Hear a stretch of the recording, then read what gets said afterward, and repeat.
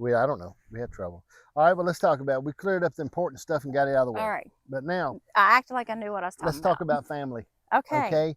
Are you married? Do you have children? Do you live in the country? I mean, Yep, tell me. I am married to a wonderful husband. He was God sent for sure.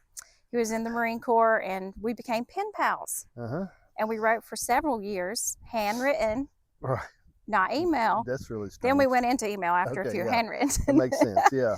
And then we met, and he was my best friend, and we have a beautiful family. I have 2 boys, and we live here in Virginia. I drug him from Oklahoma here. Right. His family are probably not too happy about that. Okay. But I love his family. I'm very close to his family, and I'm blessed to have good in-laws. I hate to interrupt the program, but I want to remind you to like, follow, and subscribe, because if you love it and you want to see more, you have to do those things so you don't miss a single video. And blessed to have a wonderful husband. That's good. He's a good fella. He is a good one. He really is. And I hope to talk to him later on too and just get some time with him. Yep. He's really versatile. Yeah. Okay, is that a good way to put it? He is well versed in about everything. Yeah. And he seems like the type of man that learns. Once he goes after something, then he'll stop me, and I can tell when he changes gears when he's talking to me. Yep. And he'll begin to tell me some information that I can see him pulling it back from his mind. And he just like that. Seems like he studies everything. That's what he everything. Like. Yeah. So he's pretty clever, handy to have too. I can see where that would be very, very good. Yeah, but he's good. Well, when we talk about family, tell me about do you have a mother and father? Were you hatched, or how did this come about? Yeah, I have the best mom and dad. Okay, you got the best husband and the best mom and dad, best kids. I have had a a lot of people are going to be jealous. They may be. I've had a very good life. I'm very thankful for my life. My mom and dad have taught me to love God and serve God. And I think when you are in that environment and you put your foot forward for God, you will be blessed. Not saying I ain't had bad times. I've had bad times, but your good override your bad. Yeah. Yep. So I'm blessed to have mom and dad to teach me to keep going forward. Yeah. Did they beat you much growing up? Yeah, I got in trouble all the time. That's what I was just thinking. It seemed like you girls probably got whipped a lot. My sister more than me. Well, again,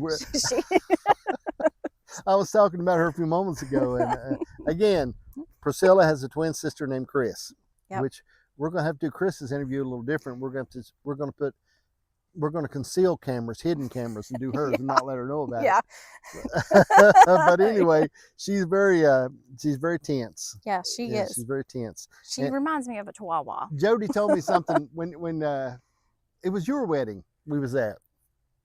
You know, you come in on the horse and the buggy. It was all really neat. Yeah. It was some cool stuff. Man, it was some cool stuff. Anyway, he looked at me and said, John, Jody's very stern. John, he said, you know, they sort of look alike, but they're nothing alike.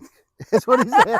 That's what he told me. Then he just went right on back. He just went right back into another mode. Yeah, that's my character. He said, they're just totally different, he said. But I enjoyed him. I tell you what, your mom and dad are really good people. Known them a long time, and I think about them a lot. And one thing that tickles me about your mom, you pretty much know where she stands. Yep. When you talk to her a little bit. Yep. And I think that comes with age. She probably wasn't like that early on. Yeah. But you get a little older, you start to say, well, I'll just tell you what I'm thinking. She does too. And she tickles me to death with that. Now your dad's a little more even keel. Yep. He take a drink of coffee. Yep. Talk to you about it just a little bit. And then he'll go on. But now your mom, she plows right in. She does. I like that. Yep. I'm going to be like her one day.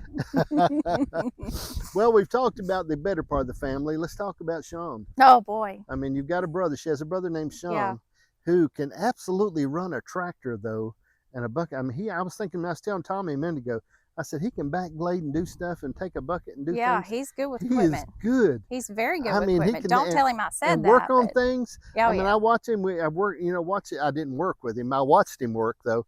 And he is good. Yes, he is. He can, if anything happens to anything on the farm, he says, I'll fix it. Yeah. And he fixes it. But, during the process of him fixing it, he worries me a little bit. I can understand that. But he gets it going and it goes. He can do it, though. Yeah.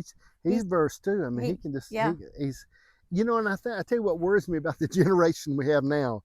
I don't know if they're going to be of the same cloth of men like Sean.